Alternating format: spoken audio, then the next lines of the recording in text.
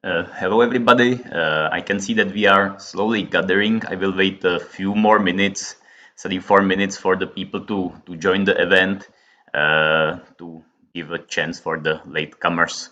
So we will start in about 6:05 in about 3-4 minutes.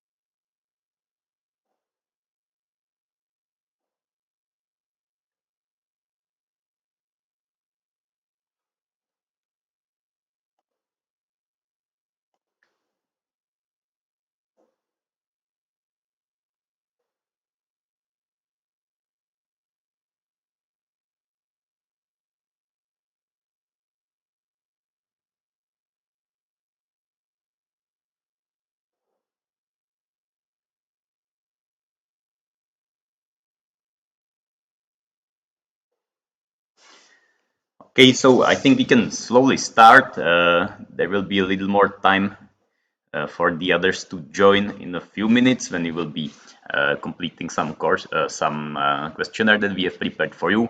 But let's start the webinar. First of all, I would like to introduce myself. My name is Petr Zelensky. I'm the director of the INBAC Institute, and I am very pleased to welcome you to this first webinar in the set of professional webinars that we are going to organize within the UNIGO program. Today we are going to target the topic of self-presentation, self-presentation in social media, during the online and personal interviews, and also self-presentation through CVs and motivation letters when you will be applying for jobs or any positions, international or local. This topic will be presented to you by my colleagues Rebecca and Wendy. And also, I'm very pleased to welcome Professor Obrink from Palacký University of Olomouc, who is going to have a short presentation targeting the topic of public speaking. He's quite an expert in this field, so I hope that you will get some useful information from him. The webinar will be approximately 1 hour long, so you should be counting with that. We should finish at around 7 p.m. Of Prague time, which is 3 p.m. of Brasilia or Sao Paulo, Rio de Janeiro, Brazilian time. So just please count with about 1 hour of the duration of this webinar.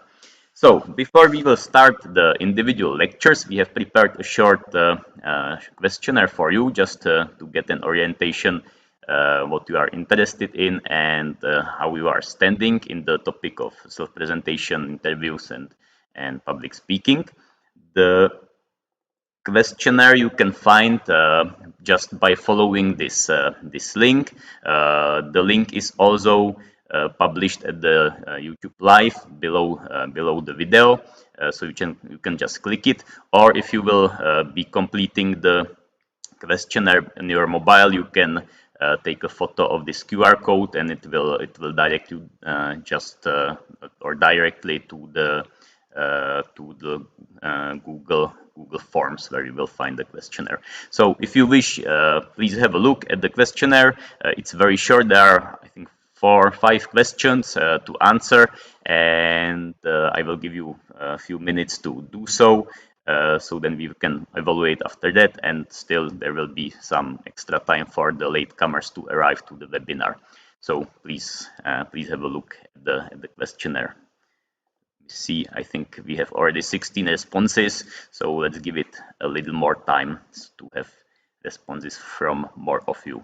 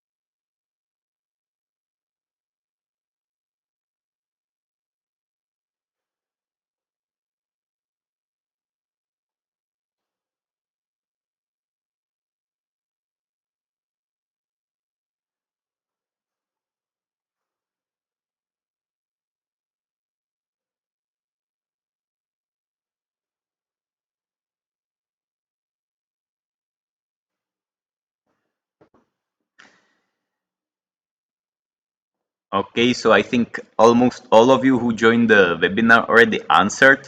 Thank you very much. It looks really nice. Let me try to share the screen with you. I hope it will work because I'm using this program for the first time. But I believe that you should see the responses. Let's go down. Still, some people are voting. 44 responses now. So let's go through the questions. 46. Okay, so let's give it a little short time to finish. Maybe 47. Okay, I think that should be it. So let's go one by one. So the first question was, do you manage privacy settings on your social media accounts? So from the 51 responses, 85, almost 85% of you are managing the privacy settings on the media accounts. Some people are not very sure what are privacy settings, and some people are not. Many are social media from the student years as a memory.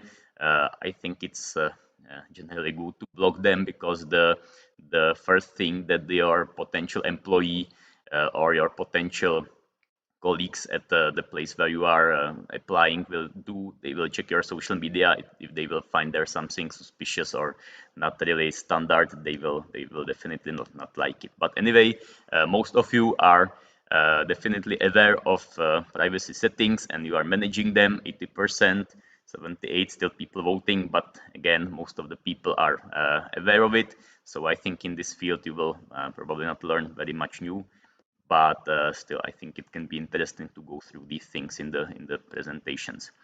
Have you ever went through a job interview or job or internship interview? So again, most of you did already tried some interviews. Some people didn't, and some people are going to do so in quite a near future. So I think especially for these people, you will find quite a lot of tips during the presentations. But I can see that most of you are already having some experience, which I hope that you will extend during this webinar. Have you ever went through an online interview? Again, more than 50%, more than 65% did. I'm not very surprised, especially in the current times, in the COVID times. Online interviews are more and more frequent, and also some experience with online interview is really good when you are applying for an international position, a position out of your country.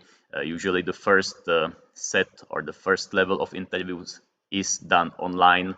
or by phone or like not personally, and only if you are selected as a good candidate, they invite you to maybe fly somewhere or to meet somebody in your country who will fly to meet you. Anyway, it's good definitely to have online interview experience.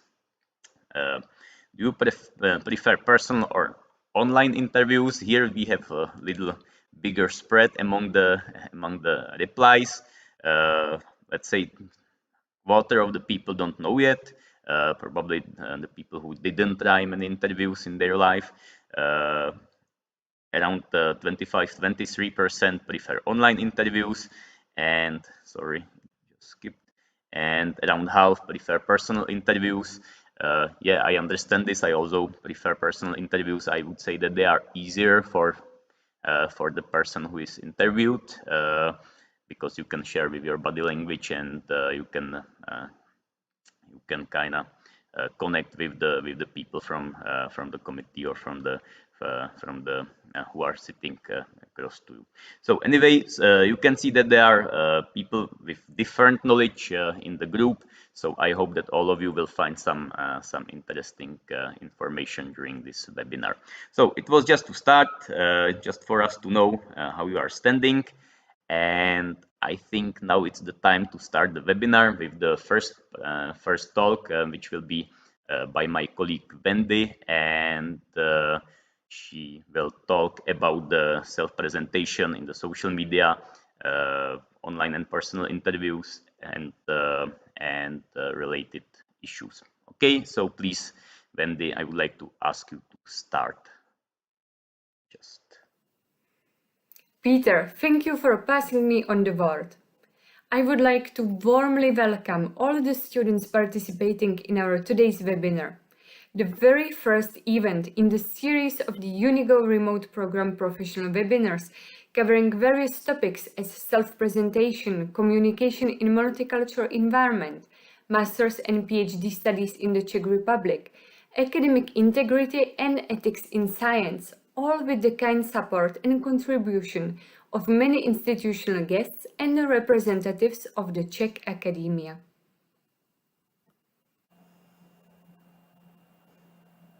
At least once in our lives, we all have to face, for some of us, a relatively unnerving situation, an interview, whether it's a job interview, entrance interview for an internship or for a collaboration on a research project, or a university admission interview. Today, we will talk about the steps leading to an impeccable preparation for such an event, including tailoring a great CV, which my colleague Rebecca will talk about in the second half of our webinar. It is worth mentioning that not only the time we spend in touch with the hiring managers may contribute to our success, but also the way we present ourselves publicly and what image we create every day. The reason why to briefly mention the aspect of our online presence and social media presence in particular is because nowadays we should expect that a potential collaborator, employer, or future co-workers will search for information about us. In fact, Monster.com says that up to 77% of employers are Googling and otherwise researching applicants. It is up to our personal decision when trying to get an internship position or enter the labor market, whether or not to do a social media cleanup. And no one says our social media should present only our professional selves. You can choose a way in the middle. Keep your social media account more professionally oriented and still keep your authenticity while sharing photos related to your hobbies or travels. And who knows, it can turn out that you share the same interest with your interviewer or future colleagues. In case you decide to have more control over your digital footprint, Google yourself and assess the results. Check your social media accounts and set up your privacy settings. For example, on Facebook, you can decide who will see your future posts, and you can edit the visibility of the already existing ones. Just go to your post, click on the three dots and edit the audience. As you can see, you can make them visible only to selected people. This might be, for example, your closest friends, or you can exclude specific users. You can even create special friend lists. Finally, by clicking on the three top right corner dots on your profile page, you can check your settings by entering the mode View As. This way, you can have more control over what your future employers will see in case you should connect with them on Facebook. If you learn how to use the social media to your advantage, they can serve you as a great tool for networking. Even more, in case when you are trying to connect, for example, with the research team in a different country or continent, and help you to build connections and relationships, attract opportunities, build trust and credibility by the content you are sharing. One of the examples for building up your professional network can be LinkedIn, a tool that may help you to form your personal brand and find an audience for sharing your knowledge and expertise. LinkedIn can serve as a kind of a showcase of your work, as it allows you to share a bit more interactive CV, completed by the links, videos, documents, as your research papers, articles and other publications, presentations you are especially proud of, and so on. You can even ask the people you cooperated with to write you a recommendation and endorse you for some of your skills, all served on a silver platter to your potential employer. To connect with the scientific community, you can use platforms such as ResearchGate or academia.edu. Moving to the following topic of our today's online meeting, we are extremely pleased that Markus Obrink, a professor of Palacký University in Olomouc, an expert on public speaking, and an author of the books Speak Up and The Subtle Art of Being Understood, accepted our invitation and prepared a summary of tested techniques and strategies on how to give a speech or a presentation exclusively for the participants of our today's webinar.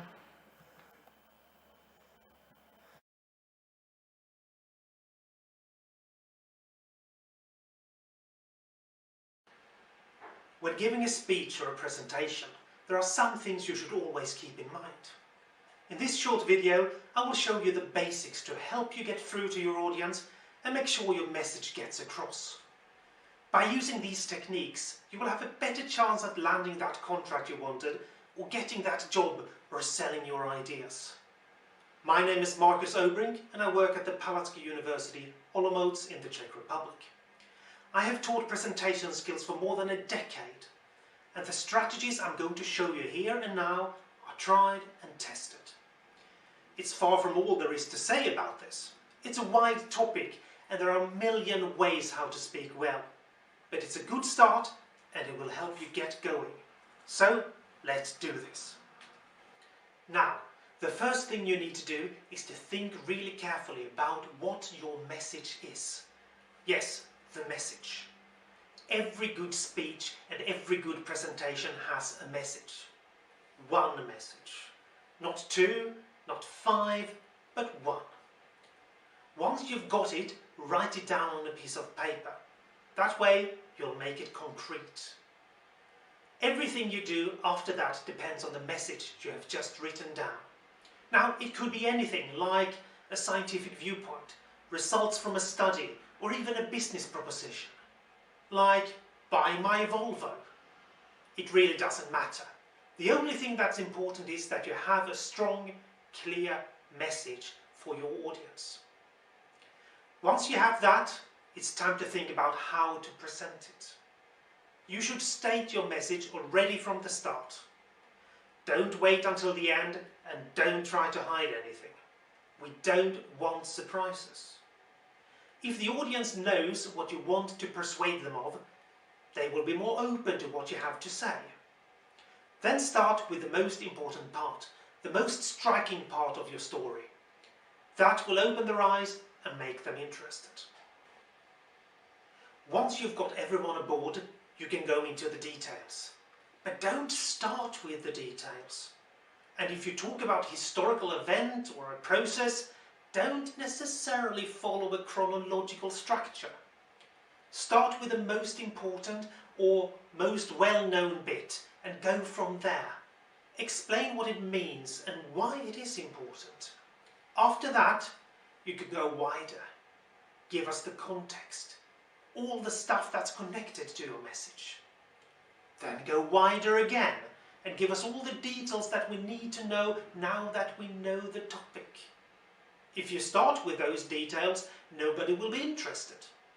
But once you've woken our interest, we want to.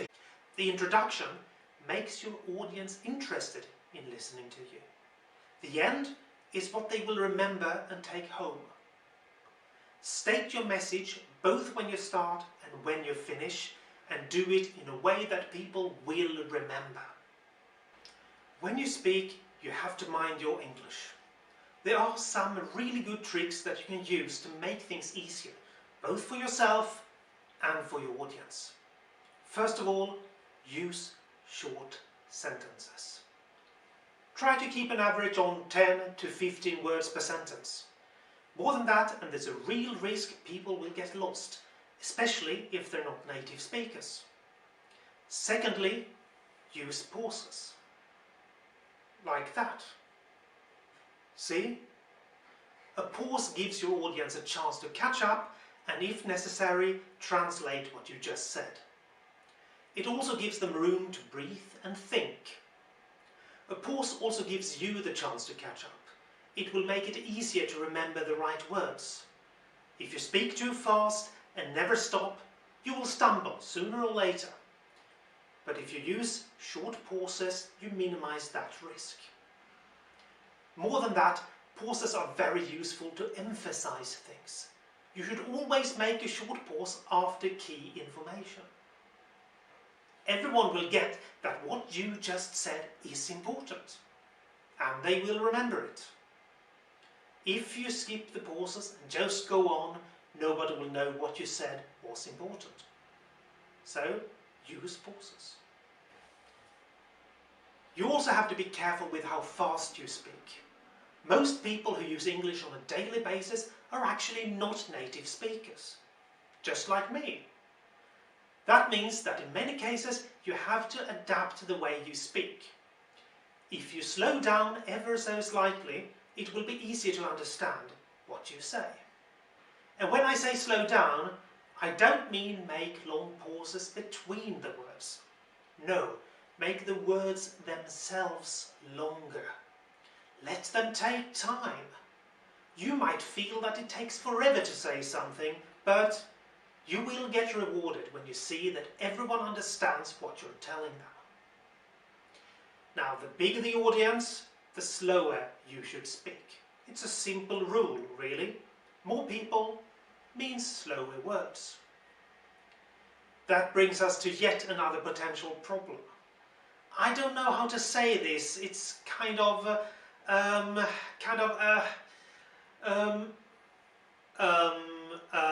yeah, that one. We all say it, but we shouldn't. It sounds horrible. It sounds as if we're not prepared, as if we have no idea what we're going to say, or what we're talking about. But if you speak slower and use pauses here and there, it's much easier to avoid it. Try it out. You'll see for yourself that once you give yourself time enough to think about what to say, you don't have to resort to anymore.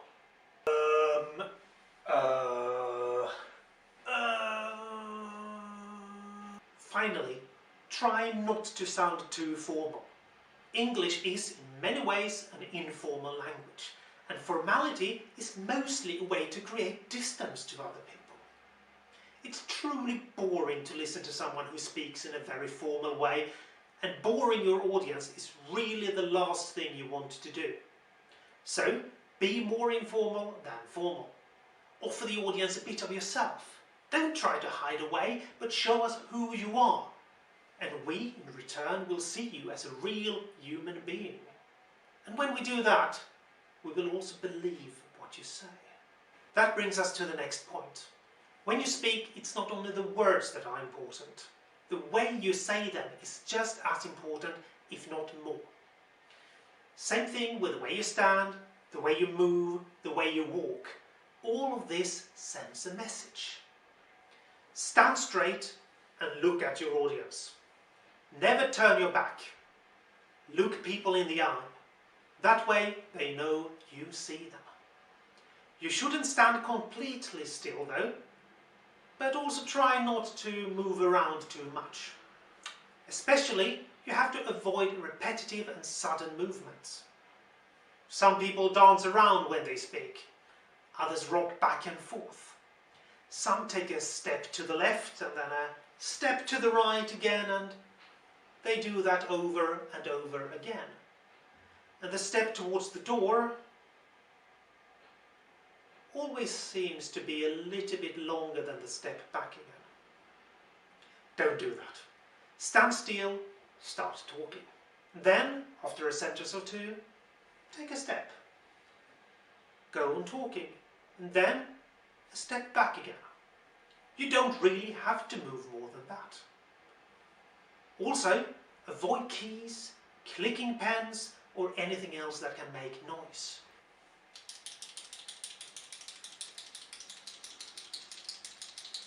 Use your hands to gesticulate and show things. The rest of the time, let them move at the same pace as you talk. Don't let them get too close to each other though.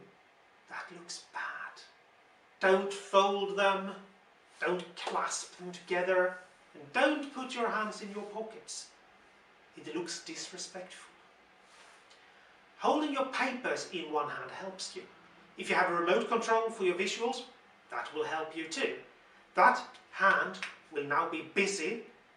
It's holding stuff, and it won't go away doing stupid things. Finally, when you talk, look positive. The audience has to understand from the start that you think that your talk is interesting and important. They do that by looking at you. If you look bored or indifferent, that's how they will feel. There's 1,000 other things to say about presentations. Some of it you can find in my short book Speak Up.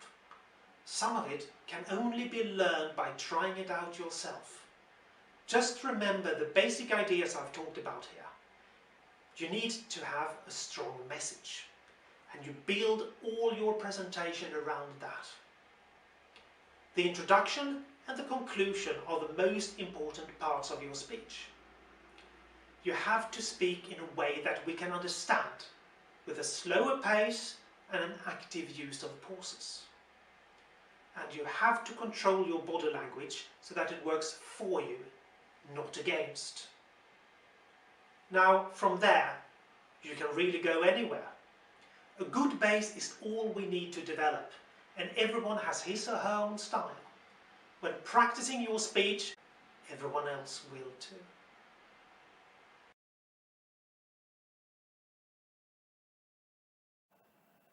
I would like to thank Marcus Obring for his video and the precious tips and proven strategies he has shared with us. Keeping all the great recommendations from Marcus in mind, we are going to have a closer look on how to prepare for a job or an internship interview. We are going to talk about both personal and online interviews.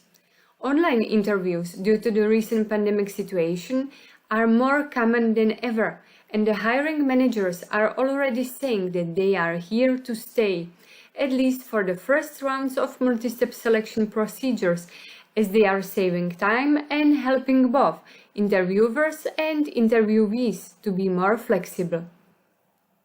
So, how can we prepare ourselves for an interview and make the best impression? There are several aspects to keep in mind and steps to take before, during, and after the interview itself. Study as much as possible about the organization and the position you are applying for. You should avoid contacting the organization with a very generic CV and cover letter in the first place. So this step is already essential in the phase when you are applying for a job or an internship position. Have a look at their official websites, but also at their social media, where you can find some updates and other organizations' recent activities. The hiring managers are often looking for a perfect match and a valid member of an already existing team. So you should keep in mind that not only your work or research performance will be always evaluated, and it is a great plus if you are able to connect with them also on other levels and show your genuine interest in what they are doing.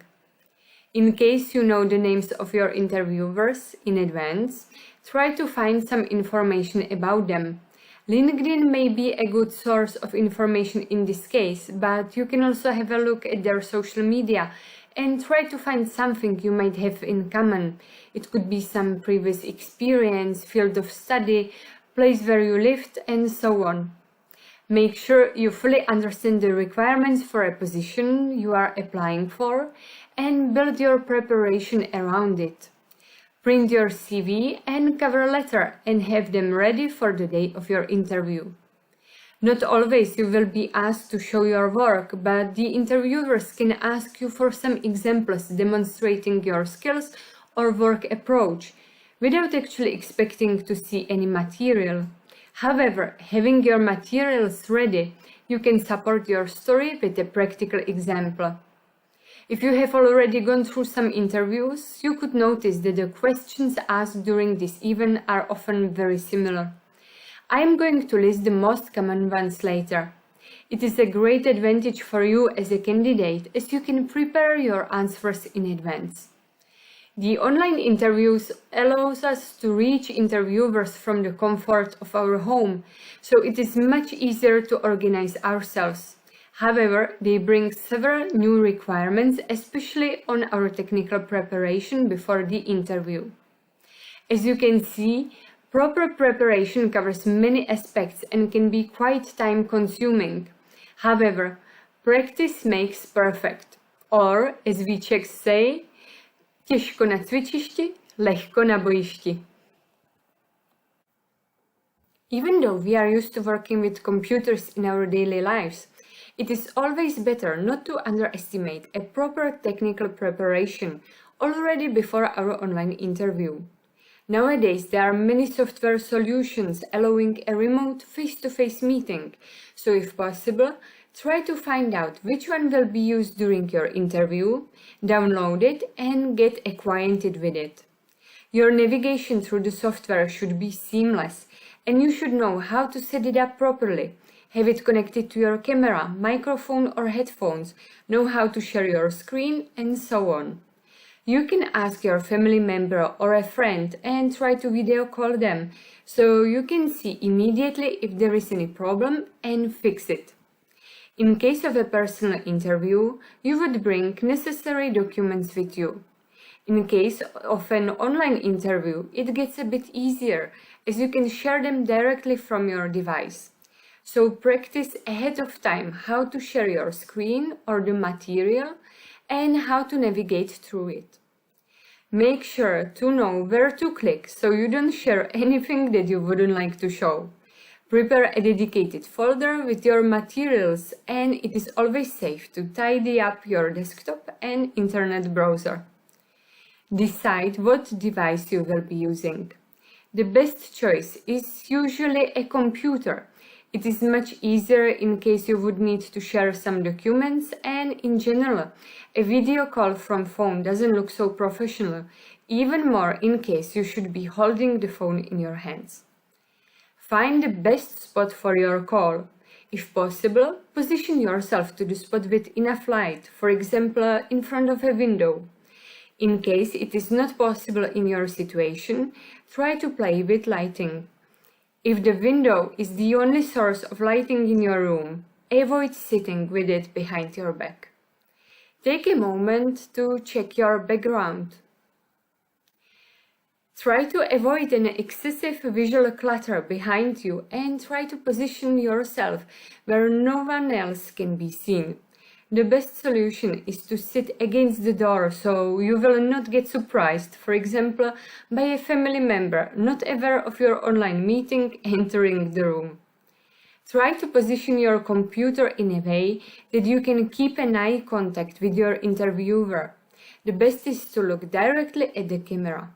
You should not be looking down at your interviewers, so you can, for example, stack your device on the books.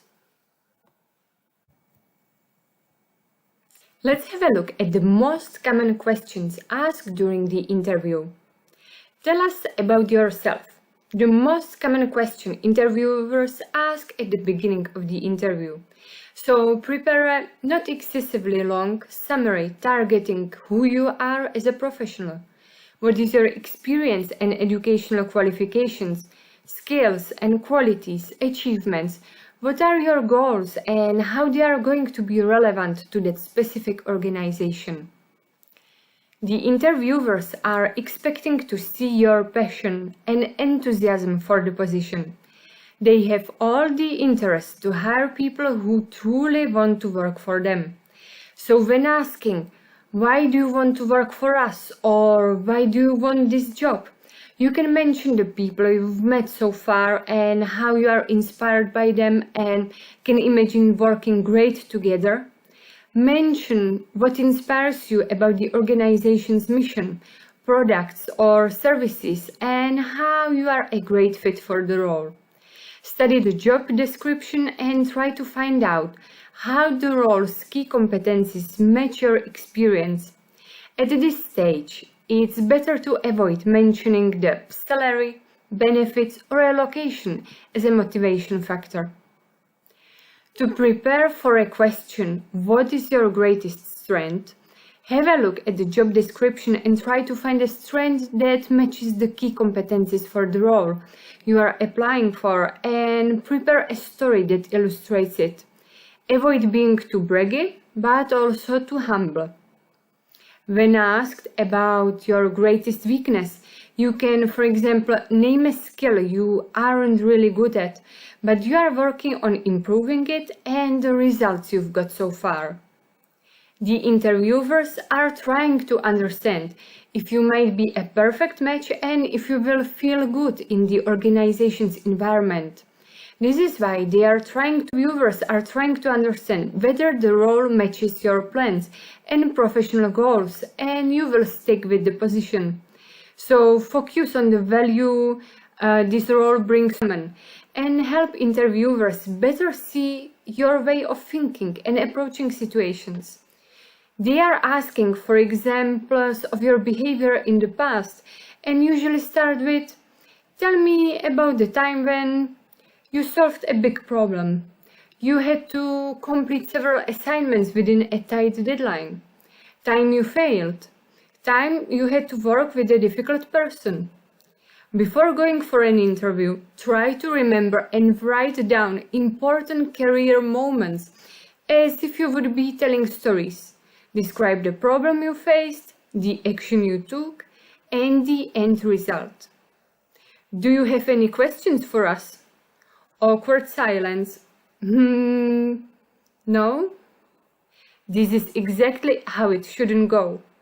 Always prepare at least 1 or 3 questions through which you express your real interest in the position and the organization, simply the fact that you care. It can be anything as how has this role evolved during the years? What's the culture like within the company? What are the plans for the next few years?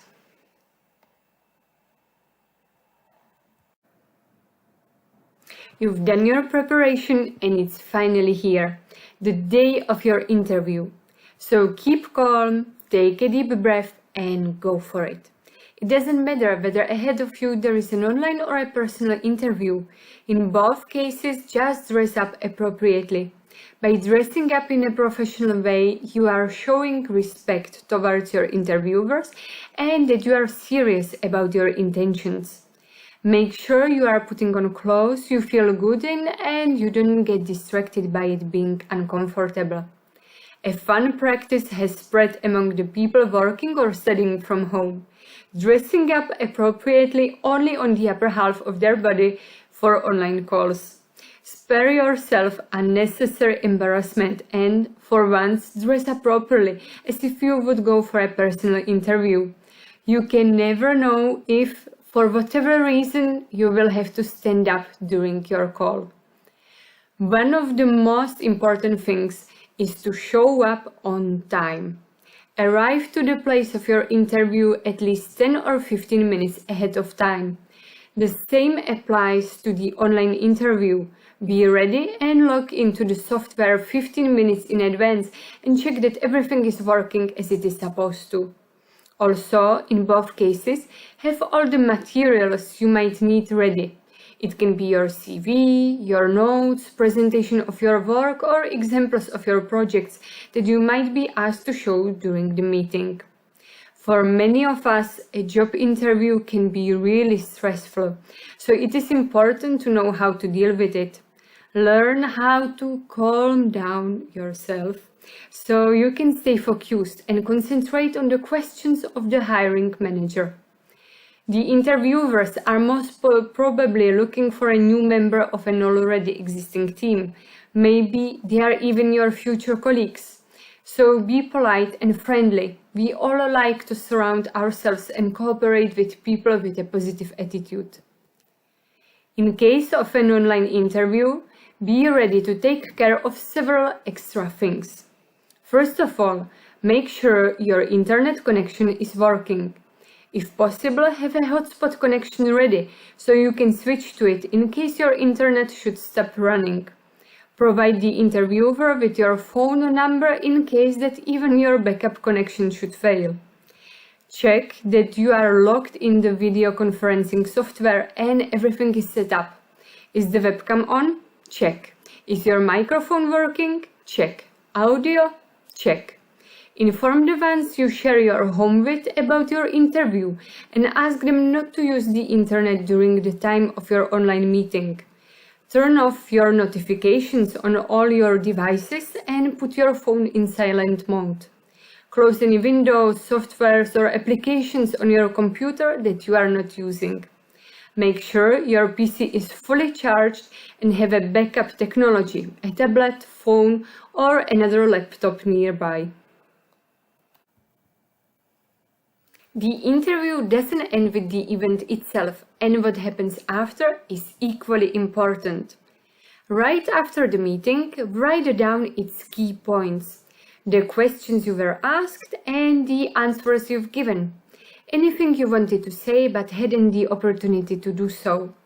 These notes come especially handy in case the hiring process consists of multiple rounds and you could expect a subsequent interview.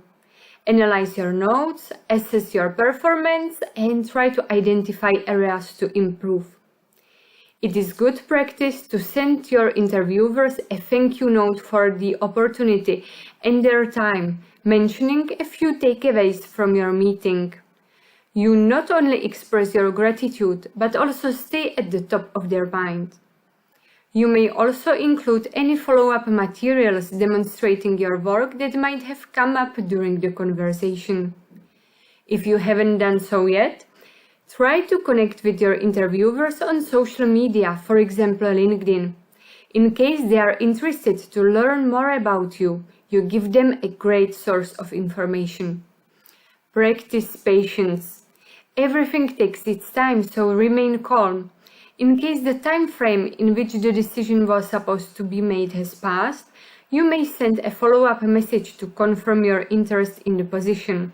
However, keep it short, clear, and don't be too pushy. I am sure you are going to shine during your future interviews. In all cases, don't be too hard on yourself if it doesn't go well at the first try. Remember that any experience, even the one that seems bad at the moment, is good for us in the long run, as we can always learn from it. I would like to thank you for your attention and pass the word to my colleague Rebecca, who is going to tell you how to prepare an outstanding CV. Hello, it's a pleasure to be here today talking about the traps and musts when we are designing a good CV. My name is Rebecca Moraes. I'm Director of Scientific Programs at INCBAC, and I have literally seen much more than 1,000 CVs in my life. And at some point, it always comes down to a few candidates, which are good, some excellent, and we have to decide between some of them to select the best one for the role, for the job, for the position, whatever it is that we are screening the CVs for. And it usually comes down, okay, some bad CVs are very easy to recognize when you have mistakes like grammar mistakes or bad formatting, or you just see that the person didn't give too much time to that. And okay, that already goes. But then in the end, when you have a few good ones and you have to select one, you have to stand out. And this is what I'm gonna try to talk to you today. How to stand out, how to avoid the basic things, the basic mistakes, a basic guideline here to do a good CV, a CV that will be interesting and will hopefully get you the job. So your CV, which is short for curriculum vitae, is a personal marketing document used to sell yourself to prospective employers. So sell yourself is key here. You are selling yourself, so you have to present your best self, but you also don't want to sound arrogant or posh or overselling, because that's a turn off. So you have to calibrate your level of confidence with your experience and the basis that you have to actually back those accomplishments that you are presenting. So if you tell that you are amazing because of this and that, you have to prove. You have to tell, I have done this, I have done that, I have accomplished this, therefore I'm amazing and I'm the perfect match for the job. So it should tell them about you, your professional history, and your skills, abilities, and achievements. Achievements are key here too. So you can even include the session achievements when you are, for example, describing a job position. So you have your CV and you have date, you have place, you have position, and a quick description of what you have done in that position. And then you can also include some achievements. Okay, your role was to do this or that, to develop this and that, and then don't mistake the position, the role, what you were doing with the achievements. So you describe, I did this and that, and then I achieved, I managed to acquire 1,000 clients. I developed a software that could read whatever. So this is your achievement. And then your role was on daily basis working on the software, blah, or dealing with customers and acquiring new customers. This is role. But I acquired 1,000 customers, that's an achievement. So when you have achievements to mention, concrete targets that you have accomplished, that's worth mentioning. So you can then description, achievements. If you don't have achievements, don't add a session achievements and then repeat yourself, because that's just a CV that nobody wants to read. And ultimately it should highlight why you are the best person for the job. A good CV is a document that combines structure, aesthetics, and content. So when you are reading too many CVs, at some point they look very similar. So you have to stand out, but not to overdo it. It's a work of balance here. So you stand out, but you are not gonna make a CV flashing with pictures, because then it's just funny and also nobody wants to see that. So you have to grab the reviewer, the person who is reading your CV, you have to grab the attention, but then you have to keep the attention.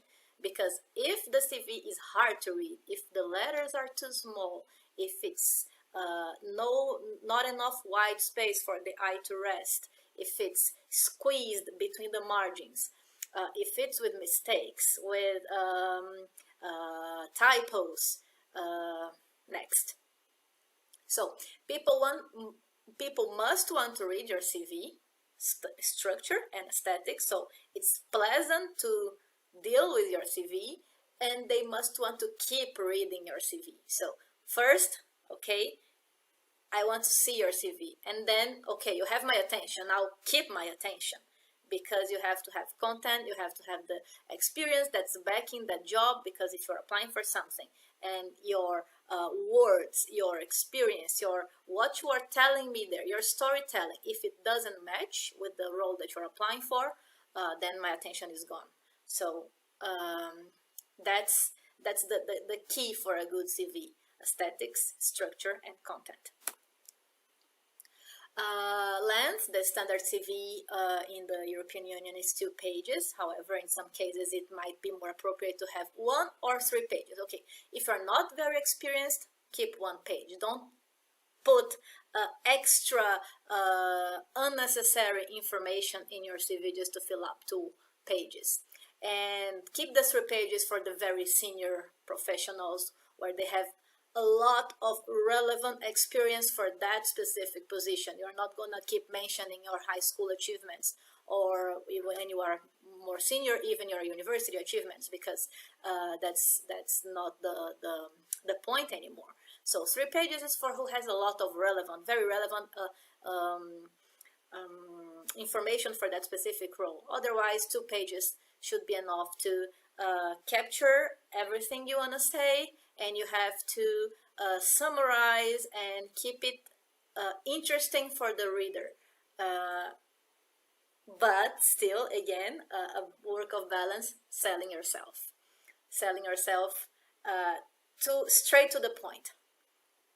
The headings, each session must be introduced by a big, bold heading to ensure an easy read.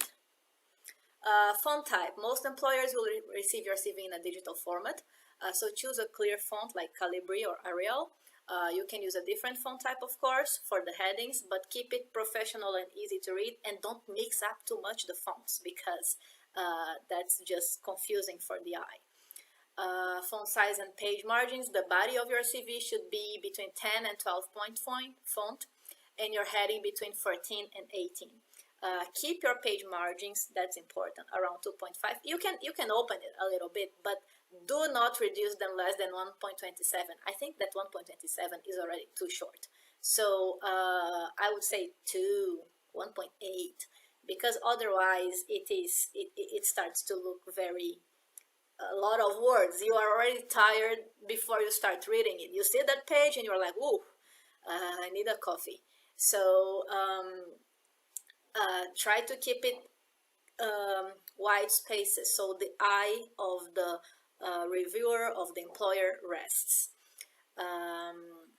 Yeah, so white spaces ensures clarity and professionalism. Proofreading and consistency, that's key. Your formatting must be consistent through your CV to keep it looking professional. And be careful not to spoil your look with typos and inaccuracies. You have to proofread many times, and also it helps if you ask for someone else to proofread it, a friend or another person, because sometimes you have seen your CV so many times that you can't see anymore the mistakes. So the best CVs are checked by as many people as possible, because they always have some insights to share. You can also invest in some spell checkers like Grammarly if you are not very confident about your proofreading. Tailoring keywords, ATSs. It's perfectly acceptable to keep a generic copy of your CV for your own record. Okay, so you have your own CV there, and then you are applying for different positions, so you change this, you change that, of course. But having just one template and firing, it is usually very frustrating, because if you are not specifically, I mean, frustrating the results, because you don't get the contacts back from the employers. If you are not tailoring your CV for that specific role, it's very likely that you might not even pass the robots. Not even a human being will end up reading your CV, because the robots, the HR robots, they are looking for the keywords for that specific position. So if you don't put your buzzwords there, you don't enter. And so you have to read that job offer, what they are looking for, what are the skills they want, and match with your CV. So you at least pass the robot part and enter the human part, where they can screen your CV. Saving the file, this is very important. CV is in PDF. So don't send a Word document, a .doc, because it changes in the devices that you open, or don't send it in the cloud, that it will give extra work for the employer to open. So PDF file, because it opens in every device and it's always keeping the same format, so you will not end up having made one CV and then the person opens and it looks like something else, all confusing and lines jumping. So PDF is the file. Traps to be avoided. So aesthetic is important, but don't overdo it on the graphics. Unless you are a graphic designer, you're applying for this position, then yeah, you go crazy. But otherwise, keep it beautiful, but simple and professional. Do not try to fish too much information at any cost. For instance, by expanding the margins, it does not look good, and the recruiters are already tired before starting to read your CV. Outdated, irrelevant information should be kept out of the CV. For instance, your elementary school accomplishments, your golden medals there, may not be relevant anymore for the current job position. So keep it relevant for the position that you are applying. Of course, if the information is important, if it tells a lot about yourself, if it's okay, showing that your personality is gonna match that work environment, sure. But don't try to squeeze everything. That's the message I'm trying to tell here. This is something that people always ask me: photo or not photo in the CV? It's about the country and the culture. So culture matters. This is not a rule here. This is not like a set in stone, but this is a typical go-to way. In the UK, Ireland, US, they don't typically use photos in the CV. Whereas in most of the European countries, it's common to put a photo like a headshot, tiny in the corner, not like a photo of you. And if you're gonna put a traveling photo, just don't put any photo. It should be like a headshot, like just to see your face. And yeah, it's not like, okay, I must put a photo. No, in those countries, UK, Ireland, US, it is the recruiter may look at it and, what is this? Why is this person putting their faces here? So it doesn't match the culture. But in these other countries, it is acceptable, but don't, again, force it. If you have a nice photo that will go well with your CV, go ahead and put it, but don't push it and just try to put any photo at any cost. So Austria, Belgium, France, Germany, Portugal, Spain, so all in Europe, Scandinavia, then Middle East, Africa, Asia, South America. Then you may add a headshot in the corner of your CV. Then again, we have the motivation letters. So the hunting motivation letters. When to write them, when not to write them.